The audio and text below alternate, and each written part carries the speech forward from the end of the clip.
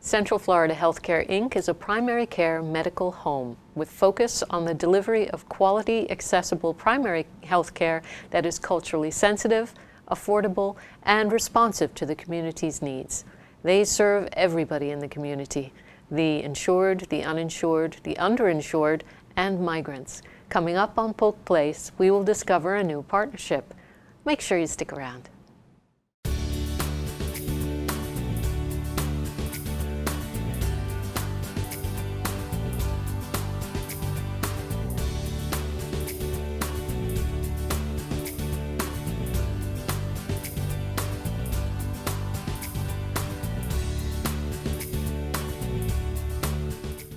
Hi, welcome to Polk Place. I'm your host, Tricia Pichette. And with me today are Tara Frank, Navigator Enabling Services, CFHC Pediatrics in Lakeland, and Jane Coyle-Hart, Health and Wellness Program Coordinator, Central Florida Healthcare at Crystal Lake Elementary School, which is a community partnership.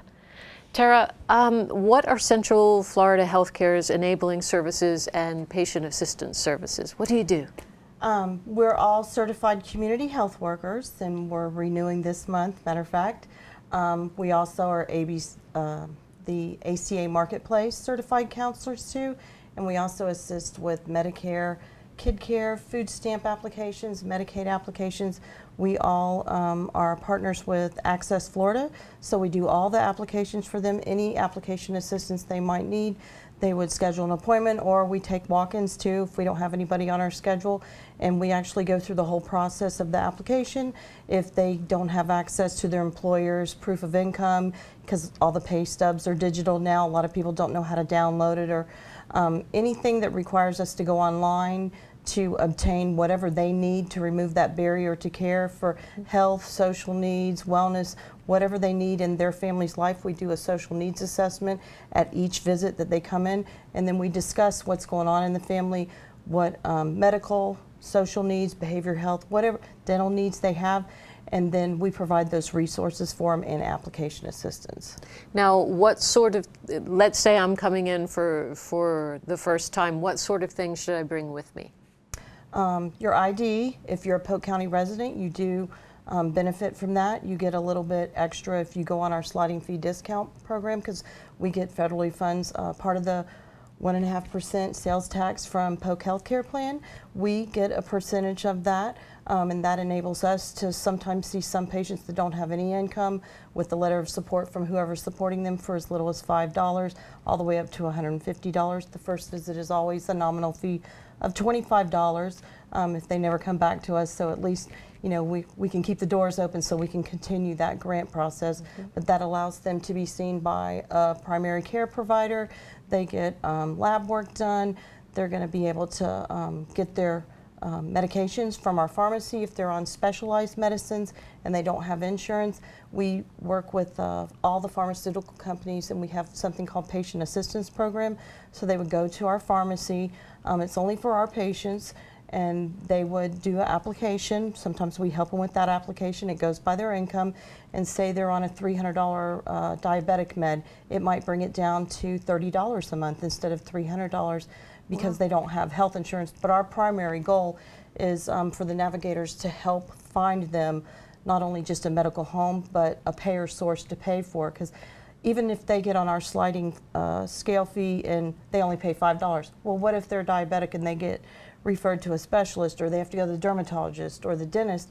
We also have a sliding fee for that. But if they have to leave our umbrella of our services to a specialist, they don't have any insurance. So that's where we come in, and we try to find the right program, the right fit for not only their household size and income, but for their health needs, because everybody's health needs are different and their budget's different, so you can't group everybody in the same category. That's why we do the social needs assessment. Okay, so what qualifies as an ID? And how long do you have to have been in Polk County to be considered to be a resident? Well, they say 6 months, but we do it on a case-by-case basis. If they can prove that they have a utility bill, and what the dialogue says is, can you prove that you're going to stay? Okay. So the 6-month thing is kind of like, you know, just rule of thumb, but you have to prove that you're going to stay here. You're going to be our resident, because we don't want to use all this funding if you don't plan on staying in Polk County. Because most of those grants are for Polk County residents, but we also have just a strict sliding fee scale. If we have a lot of patients from the migrant communities from Hillsborough, and they can't get in over there, or they just like our doctors better, they like our clinics better, they like the services better, they bonded, they don't have patient navigators there that help them with stuff, so they want to continue to come to us. So they're able to do that strictly just with whatever simple ID they have. We like to have a photo ID. We like to have, we're going to get them their food stamps, so that'll count as an ID, right? Okay. So if they have a mailing address that's a Polk County address, you know, that would be great if they had it. You know, we want to have a photo ID, but it's not going to prevent them from being seen, especially if they have something physical going on or they need a med check. The triage nurse is going to see them, and she's going to assess, you know, do they need to be seen today, or can I schedule them out another day, in a week, whatever. It's just protocols that we go through, but everybody gets to be seen. So Jane, what is a community partnership school? It's a new program? That's right. We actually started a medical and dental clinic this past May in 2019 by Central Florida Healthcare. It's located on the property at Crystal Lake Elementary School here in Lakeland, and we offer medical and dental care. We also are offering many services in terms of health and wellness, and wanting to offer a medical home in the entire community. So we have 2 portables that were merged together and remodeled so that we have identical exam rooms, one on one side to offer the students strict access from the school, and the other side is offered to the community. Anybody from any types of insurance we accept. We can also help with a sliding scale fee for those who have a lowered income. But what we really truly want to do is partner with other investors that gave us the opportunity to help these children with programs and supports to help them achieve higher grades, increase attendance, help them with their food and nutrition by actually growing a community garden right on the school's property.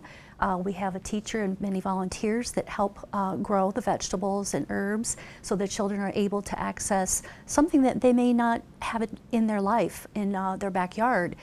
So we're teaching them many healthy opportunities so they can grow and learn about good oral hygiene.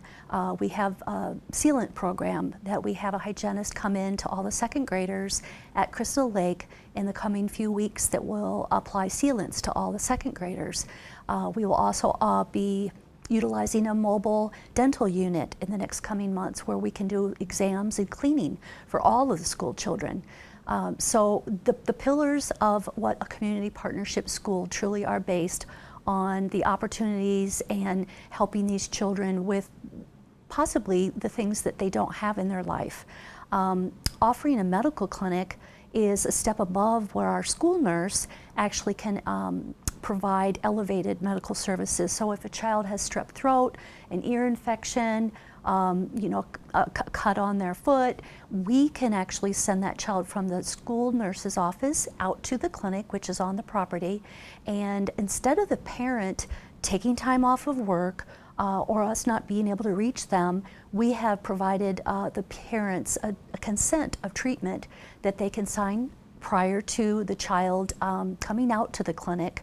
So we have an agreement in place that we can see the child, examine him or her, and our nurse practitioner actually write a prescription for that illness or injury, call the parent and let them know this is what we've provided for your child, and you can pick up your child at the school office, and where would you like your prescription phoned in? Wow. So we've really cut out a lot of time where parents and families maybe have a single home, single parent home, or perhaps a working parent that can't leave. We're providing that extra level of care and comfort to these children. Right there at the school. That's right. Wow. Now, a dental program is, for some of these kids, is this the first time they're seeing a dental tech of any kind? That's an excellent question. Part of the needs assessment that was done prior to opening this community partnership school identified many factors, and that was one of the issues, was that access to medical care in these children's lives were low numbers. Dental care being almost scarce in their backgrounds or their lives. So introducing them to the clinic, and when the dental mobile unit will come, is sometimes the first time they've met a doctor, a dentist, understanding what a sealant does in second grade. So there's a lot of promotion and education, so they're not feeling scared. But yeah, offering these services, much like our pediatric clinic on South Florida in Lakeland, gives them an extension of care that many of them have not received in the past. Sure. Now, in addition to this garden, are there classes that talk about good nutrition and things like that? That's an excellent point. We really are proud to share that. We have a registered dietitian with Central Florida Healthcare who's actually starting a kids teaching kitchen in conjunction with the Garden Club. We have over 100 children who have signed up to be in the Garden Club. That's how much interest is shown. Wow. And so the day after the Garden Club meets, we will divide the children up, and our registered dietitian will teach the children with what they're growing in the garden they may have never seen grown, herbs they've never heard of, but they're able to cook with these items that are grown in the garden. And at the end of the school year, we hope every child goes home with what they call a garden in a bucket, where they can actually plant soil in a bucket and actually grow a plant, maybe a tomato, something that they've learned about in the school year that they can take home and actually teach their family about how you can grow these vegetables for good nutrition and health care. Wow. Well, ladies, thank you so much. I don't think anyone realizes how far-reaching Central Florida healthcare really is. Thank you both very much for joining us. Thank you. Appreciate it. Thank you. Central Florida Healthcare, Inc. provides comprehensive healthcare services to the underserved and vulnerable population in Polk, Highlands, and Hardee counties. Their services include primary medical and dental care, pediatrics, obstetrics, and gynecology.